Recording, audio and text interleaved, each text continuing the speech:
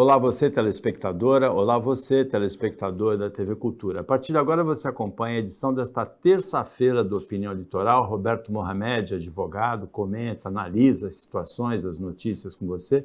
E a gente recebe pela primeira vez, com muito prazer aqui, o gestor de tecnologia da informação, o Rafael Bosqueiro. Boa tarde, bem-vindo. Boa tarde. Obrigado. Mohamed. Boa tarde, Paulo, Rafael. Eu esqueci de falar que ele é gestor principalmente no agro, né? E o Rafael é formado do Mackenzie, nós somos mackenzistas. Eu de pós-graduação, ele de graduação. Rafael, existe uma... A gente tem visto hoje, muita gente ainda coloca o agronegócio como o dinheiro que vem do país que só coloca a commodity no mercado, não beneficia nada, tem a imagem do atraso, como se só a industrialização. Só que o agro hoje é uma indústria. E no Brasil, especificamente, a inovação tecnológica tem sido assim até assustadora, né? A agroindústria hoje, ela pode ser comparada a esse processo de industrialização do agronegócio no Brasil. É um erro se colocar isso excluindo do setor de industrialização do Brasil, a agroindústria? É um erro porque hoje o agronegócio brasileiro ele é uma das áreas da economia brasileira que tem maior inovação tecnológica, tanto para a transformação do insumo quanto para entrega, porque muitas vezes a gente entende que o agro ele não tem capacidade tecnológica, e é inversamente a realidade, porque posso pegar exemplos, a gente fala de direção autônoma, hoje em dia o agro tem direção autônoma há no mínimo 10 anos. Então, as máquinas automáticas, que elas dirigem sozinhas, então você tem tecnologia de ponta, que a gente chama no campo, que chama agricultura de precisão, onde você vai fazer com que o insumo seja um melhor insumo, a transformação desse commodity num commodity premium também é uma indústria, para fazer com que ele seja o melhor commodity do mundo. Então, tudo isso passa pela tecnologia e na transformação do que o agro faz, tanto antes da porteira, dentro da porteira e depois da porteira, você tem tecnologia ponta a ponta no agro. Mas por que a gente não nota isso? Isso se reflete notoriamente na produtividade. Mas por que isso no Brasil não reduz custo? Você tem ainda deficiências que a gente pode chamar de deficiências logísticas no Brasil, que estão tentando reduzir essas deficiências logísticas ao longo do tempo, mas ainda temos muitas deficiências logísticas e uma ineficiência no transporte do commodity até as pontas finais dessa execução. Então, esse é um problema muito comum no agro brasileiro, e ele acaba afetando toda a cadeia produtiva do agro, seja inovador, seja não seja inovador. A tecnologia vem reduzindo isso, então fazendo com que você tenha, por exemplo, inteligência artificial para mapear o melhor caminho de entrega, a melhor forma de entrega, com a menor perda possível. Então tudo isso está dentro da estrutura de tecnologia, mas é uma curva um pouco mais lenta do que o normal. A gente ainda tem muito desperdício na logística, no transporte? Se reduziu muito nos últimos anos, mas ainda tem bastante, tá? Entre 20% e 30% de desperdício. É aquela velha história que todo mundo se pergunta, né? Por que a gente fez a opção pelo transporte rodoviário e não pelo transporte ferroviário? Isso foi uma opção feita há 100 anos atrás, mais de 100 anos atrás, mas que até hoje a gente não consegue corrigir, né? E obviamente você tem que misturar duas indústrias completamente, elas são complementares, mas elas são diferentes. A indústria logística, onde você tem tecnologias de logística que vão melhorar esse meio do caminho, e aí você tem que ter uma atuação presente que mistura duas coisas, tanto o Estado quanto a iniciativa privada, porque são obras de grande porte, e a ponta no agro, como é que ela faz para ser mais eficiente e chegar de uma maneira mais clara lá na ponta, no porto ou em qualquer outro lugar, que faça com que o grão seja mais eficiente. Então hoje você pega, por exemplo, você consegue acompanhar um grão que sai de uma fazenda no Mato Grosso do Sul e chega nos Estados Unidos mapeado ponta a ponta. Agora, você trabalha com inteligência, com tecnologia da informação no agro, mas você é um cidadão, você percebe a vida do país.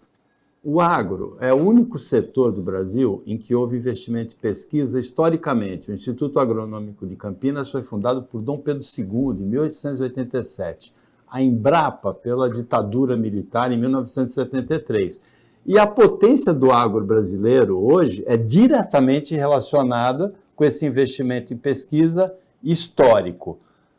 Nas outras áreas a gente não tem nada de pesquisa. Você falou que o Brasil ganhou em inovação, mas as pessoas com quem eu converso ligadas à pesquisa tecnológica, pesquisa científica, dizem que o Brasil está muito atrás do resto do mundo, a não ser no agro.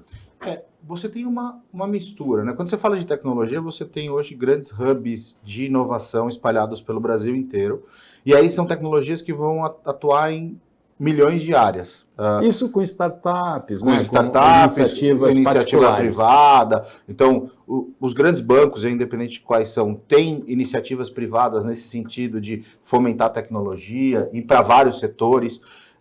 Mas como uma instituição, de fato, o agro teve um investimento muito grande no que a gente define como agricultura de precisão e produtividade. É uma tecnologia muito voltada para dentro do campo, que a gente chama dentro da porteira, que é a partir do momento que eu começo a plantar e colher. Aqui eu tenho muita tecnologia embarcada. Nas outras pontas eu tenho muita tecnologia, mas não tanto quanto aqui dentro. E aí eu posso gerar muito mais eficiência. E você investir nisso é investir num futuro próspero. Então hoje o Brasil é considerado o maior player do agro do mundo hoje, em número de cadeias que ele atende, seja soja, milho, seja frutas em regiões diferentes. Então, a inovação foi um fomentador disso, começou lá atrás e hoje você colhe os resultados disso. Mas tem alguma explicação para isso? Porque a gente é muito pobre em pesquisa, né? Foi aquela história do não atrapalhar, não atrapalhou, eles mesmos se viraram, fizeram a pesquisa, porque você não nota. Ao contrário, por exemplo, a indústria farmacêutica, ela normalmente ocorre dentro de laboratórios ou de universidades. E a empresa privada colabora, mas no Brasil ainda existe um preconceito contra o investimento privado em universidade pública, porque as particulares não fazem pesquisa. Já no agronegócio, não, são as empresas que fazem a pesquisa. Ela é absolutamente privada, tirando como o Paulo. O Paulo foi certeiro, ele colocou o Instituto Agronômico e a Embrapa. A Embrapa é uma empresa que é a joia da coroa no Brasil, em termos de... É uma estatal perfeita, uma estatal que funciona, uma estatal brilhante, que tem pesquisadores fantásticos e que não depende de dinheiro público para fazer pesquisa. A Embrapa tem financiadores privados. Lá o preconceito não existe, né? É lógico, ela trabalha junto com a Universidade Federal da Bahia, na pesquisa da vassoura de bruxa, da extinção. Do cacau. A Embrapa foi decisiva e a universidade foi decisiva nesse ponto. Como o Instituto Agronômico nas pragas do café, né? Exatamente. Desenvolveu as sementes do café imune à praga, né? Vale a lógica do quando o Estado não atrapalha, a coisa funciona até melhor? Eu acho que você tem uma mistura. Eu acho que o Estado ele pode ser o gatilho para a coisa começar a funcionar e muitas vezes você ter o investimento inicial. Mas é necessário que a iniciativa privada em qualquer área seja o grande representante da puxada nesse sentido de tecnologia. Mas então, é que pesquisa é caro, né? Mas ela dá resultado. E vamos lá. Se você for pegar alguns estudos, eles dizem que 80%, 90% das pesquisas não dão em nada. Só que os 10% que sobram, ele paga a conta desse histórico passado e faz com que a lucratividade disso se pague. Então, quando você pega, por exemplo, posso pegar outra indústria para facilitar, a indústria de tecnologia em si. O Brasil hoje é um hub de tecnologia.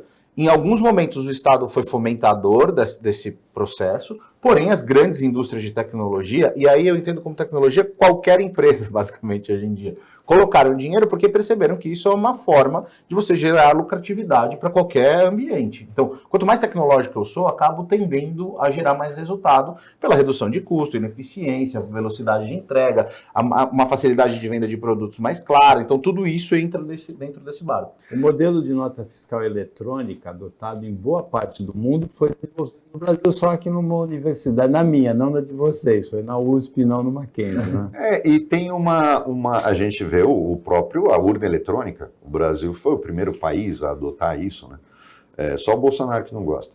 Agora, tem uma coisa que chama atenção, e a gente discutiu aqui no programa já, porque você nota, por exemplo, ilhas de excelência, uma delas é a Embraer. Tá bom? Né? O KC-390 hoje levou um general da Força Aérea Americana a dizer que ele é o substituto ideal para o C-130 Hércules, um avião brasileiro. O problema é que ele é brasileiro, mas tem sido um sucesso extraordinário. Uma empresa brasileira, não foi fazer alguma coisa sob licença ou um projeto conjunto, como foi o AMX junto com a Itália. Tecnologia brasileira. Só que a gente nota que o Estado brasileiro tem uma certa tendência a isso, talvez ligada à corrupção e tal, como nós discutimos aqui, ao invés de comprar blindado da Vibraz, deixa a Vibraz quebrar e compra da Iveco, um similar. O Exército vai comprar helicóptero, em vez de comprar da Elibras e fabricar em Minas Gerais, vai comprar da Sikorsky, porque a propina de equipamento militar sempre foi muito alta. O agro, talvez a explicação não seja o fato de que a pesquisa é necessária para que a gente consiga ganhar mais dinheiro, está ligado diretamente ao resultado. Você falou, 90% não dá em nada, mas os 10% dão. Mas o aumento da produtividade não dá para ficar esperando alguém descobrir lá fora ou inventar lá fora para a gente importar.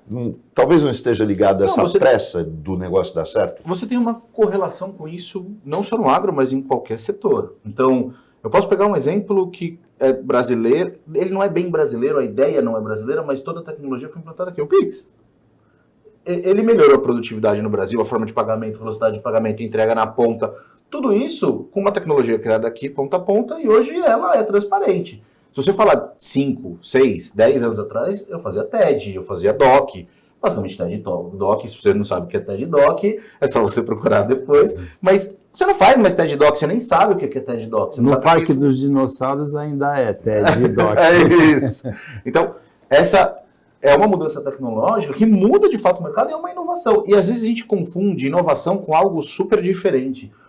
Inovação, ela está correlacionada a fazer uma coisa com mais eficiência, de uma melhor forma, com menos recurso. Então, é uma lei econômica isso. Então, você fazer com que aquele processo você use menos recurso, ele tem a lei econômica que ele vai custar mais barato, mais eficiente e vai gerar mais resultado naturalmente. Na época que eu casei, faz 30 anos, eu ganhei uma cafeteira eletrônica e uma coisa que me incomodava é que às vezes eu punha o café para passar, eu queria tomar um café e ir embora, sair, e não tinha como parar. Aí, no aparelho seguinte, já tinha uma alavanquinha. Isso é inovação, né? O inovador, ele percebe uma necessidade e supra a necessidade, ou cria um caminho melhor, né? Às vezes, uma inovação é um botão no equipamento, às vezes é um botão dentro de um aplicativo que não tinha antes e agora tem. Inovação não está correlacionada muitas vezes com um laboratório, com um monte de cientista. Ela também é isso, mas ela não é só isso. Então, também criatividade. Né? É isso. O Opinião Litoral para, o intervalo é bem rapidinho, a gente volta já já.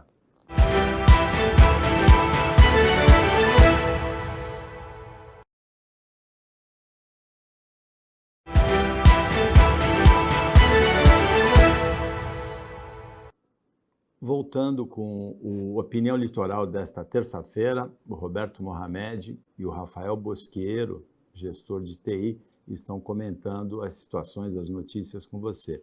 Ontem, no Roda Viva, foi o apresentador Marcelo Taz, o provocador Marcelo Taz, e ele respondeu a críticas em relação ao CQC, que foi o programa que notabilizou mais o Marcelo Taz. O meu problema com essa tese é que assim, ela parte de uma coisa que não é verdade, sabe? O embasamento desse raciocínio é muito frágil. O Bolsonaro foi eleito em 2018, né? Eu saí do CQC em 2014.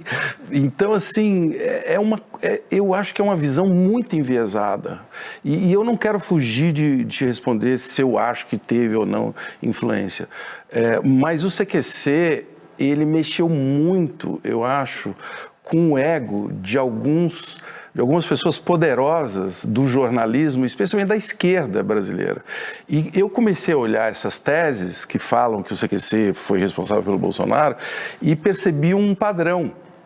Geralmente são pessoas ligadas ao PT, tá?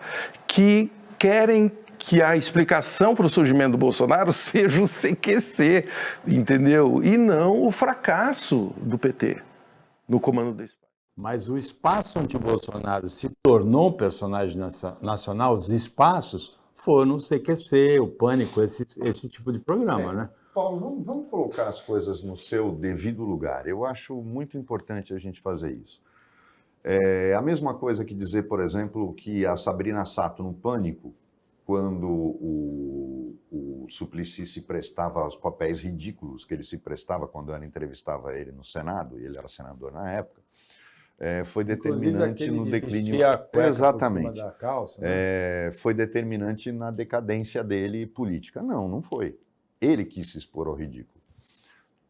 O CQC surge como um programa que denunciava a corrupção na política.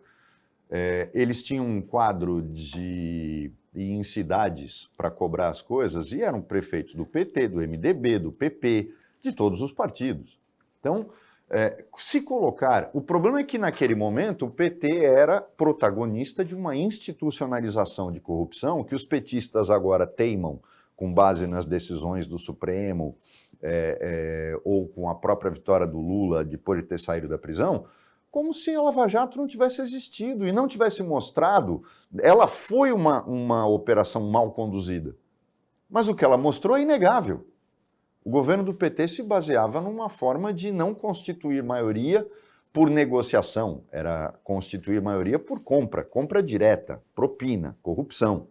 Então, é lógico, ele apanhou mais. E o Bolsonaro surfou numa onda que vem depois do programa, porque até a Globo, no Fantástico, fez aquele quadro Cadê o Dinheiro que estava aqui, também fazia a mesma coisa. Não é um programa de televisão, não foi um programa de televisão que fez o Bolsonaro, foi a fragilidade do PT que não conseguia se defender daquelas denúncias de corrupção. E aí você vê coisas absurdas, como, por exemplo, o governador do estado deu uma entrevista para Veja agora, não, no governo Bolsonaro não teve corrupção. Pelo amor de Deus, né? A pessoa tem que ter senso de ridículo. A corrupção é endêmica. O presidente da República deu nota fria de gasolina durante os 18 anos dele na Câmara dos Deputados. Não existe grande corrupção, pequena corrupção, o caso das joias, a roubalheira. E onde foi que o Tarcísio começou? No governo da Dilma, no DENIT. Um dos maiores antros de corrupção do governo do PT. Mas parece que não é comigo, né? Não, a gente começou, o Brasil nasceu de novo. Eu acho que foi muito inteligente a colocação dele, de que, e é assim, a imprensa petista se recusa a aceitar que foi um governo corrupto. Do mensalão. Agora, Rafael, você lembra se foi no CQC que você tomou contato com o personagem Jair Bolsonaro? Eu vou colocar uma visão de tecnologia nessa história, que é um pouco, ela é meio alheia às questões políticas da história.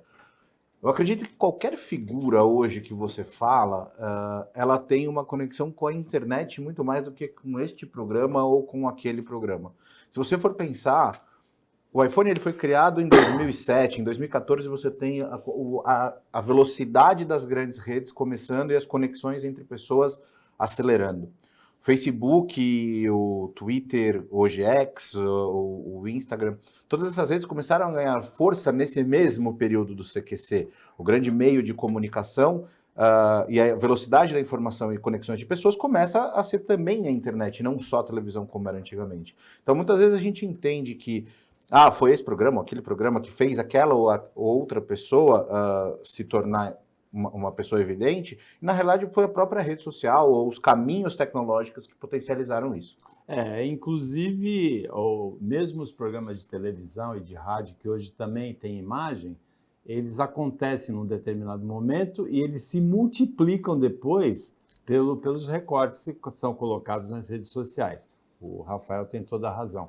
Mas o Marcelo Tades falou também sobre um tema muito mais complexo que esse, que é a composição do Congresso Nacional. Mohamed costuma dizer que é o pior congresso da história. Será que o Marcelo Tades concorda com ele? Não me faça isso. Vai. Temos o quê? 1h30? É uma gigantesca decepção, né? Comparar essas duas coisas, Mas, ao mesmo tempo, eu quero me dar ao direito de ver que existem novas vozes na política, sabe? À direita, à esquerda, novas vozes que eu respeito. Érica Hilton, por exemplo, é para mim, personagem crucial da política brasileira hoje. Sabe, uma pessoa que começou muito combativa, como sempre foi, quando vereadora aqui em São Paulo, e agora, mas virou uma negociadora, virou uma pessoa que conseguiu aprovar vários projetos, que vai na casa do Arthur Lira no jantar que eles combinam, como é que vai, combinam com transparência, né? A pauta da semana e tudo mais. Então, assim, apesar da comparação ser muito difícil, principalmente na liderança, né? Porque a liderança hoje do Congresso, ela comete muitas fragilidades éticas, tá? Muitas fragilidades éticas. Eu estou falando dos excelentíssimos Arthur Lira e do Pacheco, sabe? Eu vejo um Congresso hoje muito fraco e sendo liderado para votar coisas que não interessam tanto a população brasileira. Interessam muito a fortalecer uma coisa corporativa que gasta uma enormidade de recurso e produz muito pouco. Ele falou da Érica Hilton, você costuma falar aqui da Tabata Amaral e do Kim Kataguiri, que esteve aqui no programa na semana passada, né? Se você pensar bem, o Congresso sempre teve um número de parlamentares expressivos, sempre foi uma minoria, são as grandes lideranças. A gente teve no primeiro mandato do Lula uma pessoa que eu admirava muito, que era a Heloísa Helena. Né? Ela colocou o dedo na ferida de todas as negações do PT quando chegou ao poder em relação à sua própria história, tanto que acabou fundando o PSOL. Saiu do PT e fundou o PSOL. Derrubou o Antônio Carlos Magalhães, né? Exato. Hoje eu vejo 4 grandes lideranças no Congresso Nacional. Quando a gente fala grande, não são influentes necessariamente, mas novidades que valem a pena ser citadas. Uma delas é o Kim Kataguiri, a Tabata Amaral. Eu concordo com o Taza, a Érica Hilton, ela evoluiu muito do primeiro ano dela como deputada para agora. Eu só lamento que no Senado a gente não tenha alguém que realmente seja tão relevante assim. E era preciso que no Senado acontecesse isso. Era preciso que houvesse uma liderança desse tipo no Senado. A gente vê São Paulo. São Paulo tem um suplente que não aparece porque gosta de fazer tudo escondido. A gente tem um astronauta que está no espaço até hoje, porque até hoje ele não aterrissou lá no Senado Federal. A representação de São Paulo no Senado hoje é nula. O maior estado da União. Então, é triste ver esse tipo de coisa. É muito triste ver esse tipo de coisa. Mas ele está certo. E é um Congresso perdulário, um Congresso que desperdiça dinheiro público de uma forma assintosa, que não tem... é fisiológico, é corrupto e encobre esses desvios todos com essas emendas parlamentares que eles chamam de emenda PIX. É uma vergonha. E tudo isso começa onde? Começa no momento em que o Bolsonaro terceiriza a negociação com o Congresso Nacional para o Lira. Naquele momento, quando ele cria o orçamento secreto, quando ele cria as emendas do relator, porque ele terceiriza isso, porque ele não queria ter que negociar com o Congresso, e ele não encontrava um bom negociador para fazer isso, ele terceirizou para o Lira fazer isso. Foi aí que ele criou esse monstro que hoje a gente tem no país, que é esse misto de parlamentarismo corrupto que não serve ao país e que trava qualquer coisa que a gente vai querer fazer para frente. No Senado, além do Giordano, né, que é o suplente do Major Olímpio que morreu, e do astronauta, o Marcos Pontes, a gente tem também a Mara Gabrilli, que tem uma atuação bem específica, bem focada nas pessoas com deficiência. Você é eleitor em São Paulo, Rafael? Sou. Você lembra para quem você votou em senador, não? Eu lembro, mas eu não vou falar. Ele não vai falar, mas o Marcelo Tais falou sobre liberdade de expressão no Brasil também. Olha, excelente assunto. Eu vejo que existe uma fragilidade na democracia brasileira, que ficou evidente aí, e também no que significa liberdade de expressão. Tem muita gente que joga contra a democracia e usa a liberdade de expressão para falar que está jogando a favor, né? Começa por aí. Aí a questão do judiciário é outra casca de banana, porque se a gente falar que o judiciário está com a mão muito pesada e virando um poder que está conseguindo limitar o que a gente pode falar, tem gente que vai achar isso muito bonito e não é verdade. Existem juízes, claro, que às vezes cometem falhas e acabam beneficiando pessoas que não querem que a informação circule. Agora, continuamos podendo falar. O Marcelo Taz tem razão, né? A liberdade de expressão no Brasil, apesar do que se questiona pelas ações do Supremo, é uma coisa direta, né? É uma coisa evidente, né? Eu acho que a gente devia repercutir isso no próximo bloco por causa do tempo, porque isso é muito importante, mas isso encadeia com o programa que a gente fez com o Kim Kataguiri, quando a gente falou desse assunto, e com o André também. Será que o Rafael vai falar sobre isso, não? Com certeza. Depois do intervalo, a gente volta já já.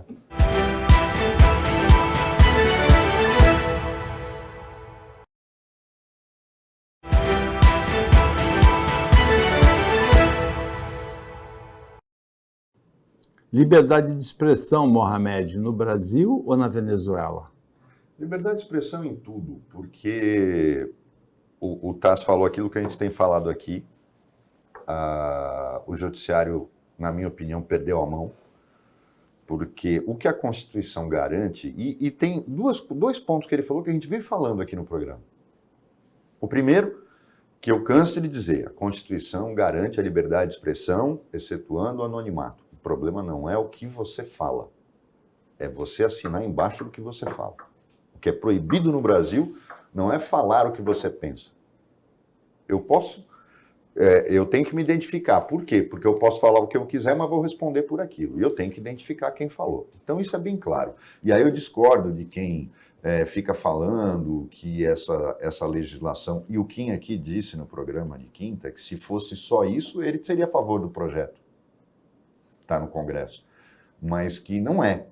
É muito mais em cima de monetização de notícias, que faz com que as redes sociais tivessem que remunerar a televisão aberta e as agências de notícias. A gente vê aí a mão da Globo de uma forma bem clara em cima desse projeto, ao contrário de identificar as pessoas, que seria o caminho lógico, que foi o que eu defendi. Então eu acho que o problema é esse. Você concorda, Rafael? Você acabou de falar da questão das redes sociais. Agora, elas não podem ser terra de ninguém e esconderijo de bandido. Eu concordo e, ao mesmo tempo, eu acho que é basicamente impossível controlar isso num curto, médio prazo pela característica da internet. Porque é uma enxurrada, né? Não é só isso. Então, como é que eu vou controlar uma mensagem, por exemplo, que foi criada, e aí tem milhões de formas de fazer isso, na Bielorrússia. Ela foi criada lá. Se você passa para cá, é difícil eu fazer um rastreio de fato dessa, independente se ela é falsa ou se ela é verdadeira. Mesmo aqui, se for na DIP, você também não rastreia. É que a DIP é um pouco diferente porque ela não vai estar publicamente, então você vai Mas se for criada lá e vier para cima, você também não rastreia. Né? Então, a característica descentralizada da internet, dos modelos tecnológicos, dificulta muito isso. Eu acho que tem que se criar, de fato, quem é a autoria, como autoria. Eu acho que é possível tecnologicamente, hoje ainda não. Como é que você vê a polêmica? Você trabalha com tecnologia da informação, como é que você vê a polêmica em torno das urnas eletrônicas? É uma polêmica, assim, tem milhões de frentes, milhões de testes. Eu acho que a tecnologia ela não vai sair daí. Só que eu acho que ela tem que ser evoluída de milhões de formas diferentes. Então eu acho que a urna nunca pode parar de evoluir. Eu só acho que esse é o ponto único. Tanto em sistema operacional, quanto em maquinário. Como qualquer outro equipamento. Como qualquer tecnologia. Eu acho que esse é o ponto central da discussão que deve seguir. Como é que se faz para a urna continuar evoluindo e trazer mais segurança nesses processos? Mohamed. Eu também Eu acho que é difícil rastrear, você tem esse problema, mas tem algumas coisas, Rafael, que podem ser feitas. Por exemplo, dificultar um pouco mais. O e-mail, ele hoje, para mim, equivale a um endereço de uma pessoa. Ninguém mais manda carta. Uhum. E eu acho que teria que ter mais dificuldades para você criar um e-mail, e não uma pessoa ter 78 e-mails no Hotmail, 54 no Gmail, essa coisa de vincular a identificação da pessoa ao seu endereço de e-mail, porque o endereço de e-mail passou a ser muito mais do que uma caixa para receber mensagem, mas sim a sua identificação. Até o governo brasileiro usa hoje o e-mail para se comunicar com as pessoas, né? Não tanto quanto pessoas que abrem e-mail absurdo, né? Tá recebendo intimação de Ministério Público, então isso não existe. Mas existe uma comunicação muito lógica e a justiça já começa, inclusive, a aceitar como prova em processo. Quer dizer, tem que ter um pouco mais de cuidado. Isso não é possível? Possível, tudo é possível na tecnologia. O problema é o como, o tempo que você vai gastar. Porque essa é a diferença de você mesclar culturas, tá? E eu não estou entrando aqui na questão, na polêmica da coisa, assim, na questão técnica. Globalmente falando, e-mail se cria desta forma em todos os países do mundo, com essas características. A gente teria que criar uma estrutura única e exclusiva para o Brasil para fazer alguma coisa assim. Então é difícil você falar que não é possível, porque é possível tecnologicamente falando, mas é complexo fazer isso, porque você tem que mudar todas as estruturas para atender às necessidades brasileiras. É a história do .com.br e do .com. É isso. Agora, tem uma coisa curiosa, porque você falou de liberdade de expressão na Venezuela, Paulo. É engraçado como o PT consegue ser um partido tão fanático no atraso. Atraso provocado por essa mania, esses dogmas que eles têm de defender o indefensável.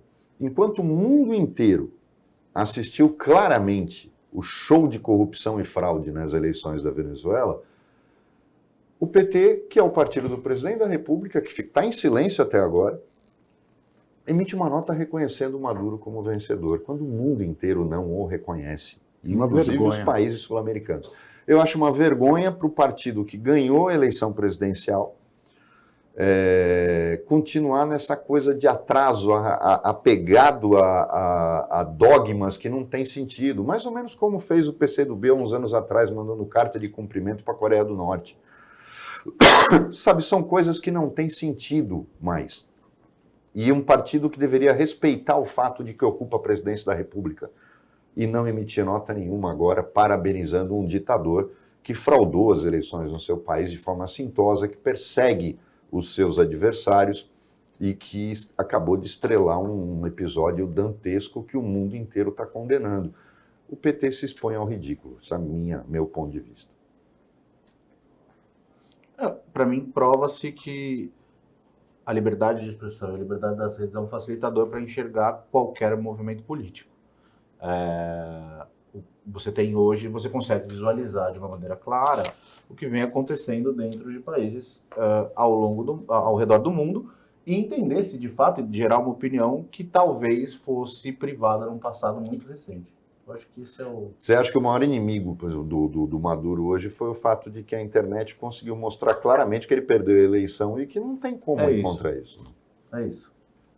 No caso venezuelano, o mundo inteiro acompanhou a fraude, porque com menos de 80% das urnas apuradas, o Conselho Eleitoral fala que o Maduro ganhou com 52,1%, com uma precisão, e o Maduro antecipa a posse, que seria em janeiro do ano que vem, antecipa para tornar uma situação irreversível.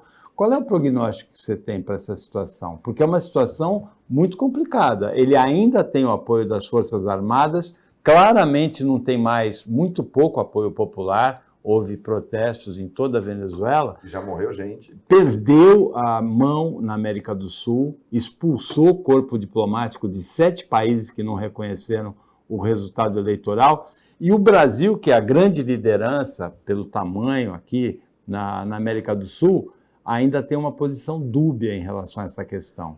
Não dá para entender, eu acho que o Lula ultrapassa os limites, é aquela história, eu não acho, essa comparação dele com o Biden, em relação à idade é ridícula, isso aí só na cabeça do Guinho, do Zezinho e do Luizinho, os filhos do Por falar em Bolsonaro. Biden, tem telefonema marcado do Biden para conversar Justamente com o pra Lula cobrar, sobre a Venezuela. Porque ele não pode se expor a esse papel ridículo de seguir essa linha do PT e reconhecer o Maduro, porque aí ele vai estar na contramão, ele vai estar todo isolado.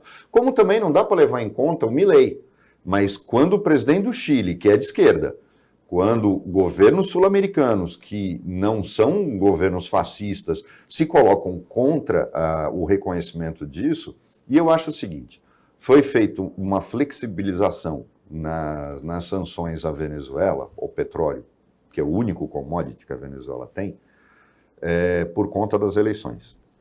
E aí ele foi reprovado na prova.